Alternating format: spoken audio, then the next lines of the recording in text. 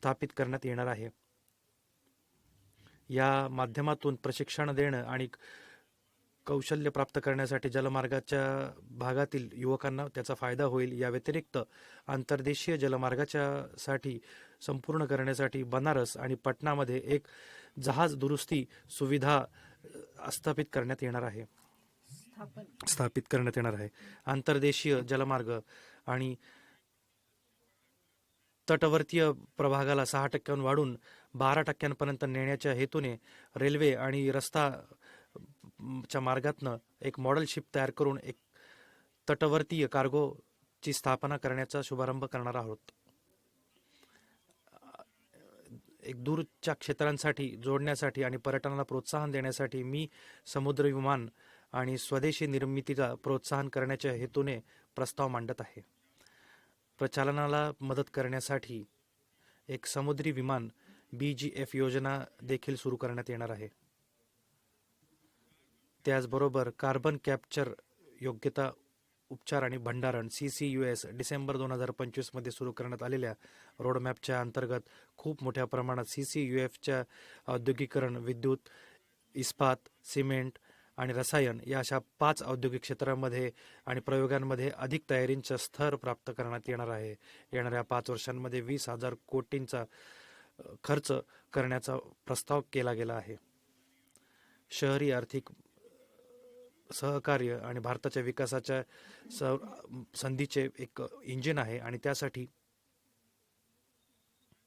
शहरी आर्थिक क्षेत्र आणि भारताच्या विकासासाठी आणि नवनीतेसाठी एक संधी प्राप्त होत आहेत. आम्ही स्तर 2 आणि स्तर 3च्या शहरांना साठी एक लक्ष केंद्रित करून जिथे आधुनिक संरचना आणि मूलभूत सुविधांची आवश्यकता आहे. या अर्थसंकल्पाचं लक्ष त्यांचा विशिष्ट विकास आणि कार्गोच्या विकासासाठी आणि शहरी विकासासाठी या सर्व गोष्टींसाठी आर्थिक शक्तींचा उपयोग करून शहरांची क्षमतेला वाढवून आणि त्यांना प्रोत्साहन देण्याचं आहे. सुधारणेसोबतच परिणाम आधारित आर्थिक पोषण आणि तांत्रिक मदतीच्या माध्यमातून त्या योजनांना अंमलात आणून 5 वर्षांमध्ये प्रति CER 5,000 कोटी एवढा वाटप प्रस्तावित केलेला आहे. पर्यावरणाच्या संदर्भात पर्यटकांच्या प्रोत्साहनासाठी आपण शहरांच्या अंतर्गत विकास संयोजकाच्या अंतर्गत 6 उच्च गतीचे रेल्वे कॉरिडॉर म्हणजेच पुणे मुंबई,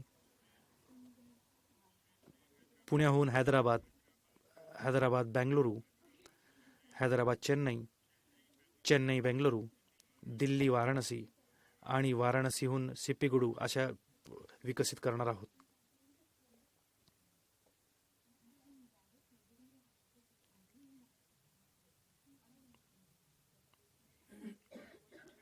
आर्थिक क्षेत्र मजबूत करण्यासाठी ऐतिहासिक उच्च स्तरावर परिसंपत्तींच्या उत्तम गुणवत्तेसाठी आणि देशाच्या 98%हून अधिक गावांमध्ये कव्हरेज आज भारतीय बँकिंग क्षेत्राच्या प्रमुख विशेष गुण आहेत. या काळात आम्ही या क्षेत्राच्या सुधार मार्गाच्यासाठी एक नवीन उपाययोजनेसाठी भविष्यासाठी मूल्यांकन करण्यासाठी एक उत्तम स्थितीमध्ये आहोत. मी आर्थिक स्थायित्व समावेशन उपभोक्ता संरचनेला सुरक्षित करण्याच्या हेतूने भारताच्या येणाऱ्या पुढच्या टप्प्यासाठी भारताच्या विकासाच्या क्षेत्रासाठी आणि व्यापक स्वरूपात विकसित भारतासाठी बँकिंग क्षेत्रात उच्चस्तरीय समिती संघटन करण्याची मी प्रस्ताव मांडत आहेत. कर्ज वितरण आणि औद्योगिक गोष्टींसाठी स्वीकार करण्यासाठी स्पष्ट लक्षासाठी विकसित भारताच्या हेतूने NDFCच्या हेतूने एक विजन तयार करण्यात आलेला आहे.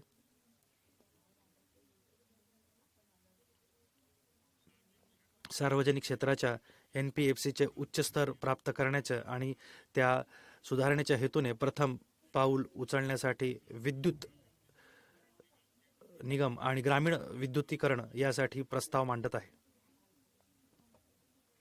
मी भारताच्या विकास आणि आर्थिक प्राथमिकतेच्या अनुरूप परदेशी गुंतवणुकीसाठी अधिक समकालीन उपयोगकर्ता अनुकूल संरचना मांडण्यासाठी नियमावलींची व्यापक स्वरूपात प्रस्ताव मांडत आहे.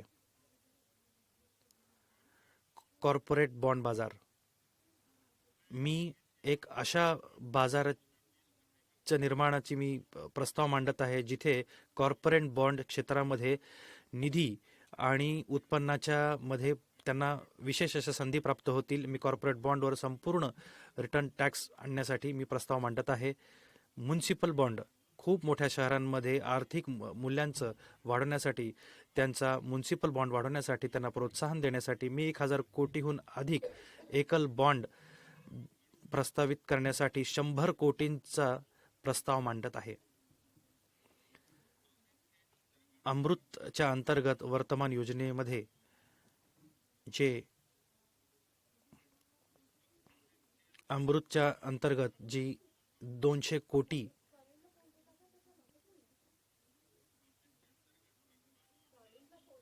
जी 200 कोटी पर्यंत बॉन्ड त्यांना वाटप करण्यात आले होते,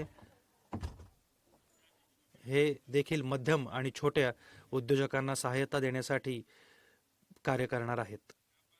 व्यापार करण्याच्या सुलभतेसाठी भारताच्या बाहेर जे राहणारे निवासी आहेत त्यांना ROIच्या अंतर्गत पोर्टफोलिओ गुंतवणुकीच्या माध्यमातून सूचीबद्ध भारतीय कंपनींच्या इक्विटी लिफ्टमध्ये त्यांना गुंतवणूक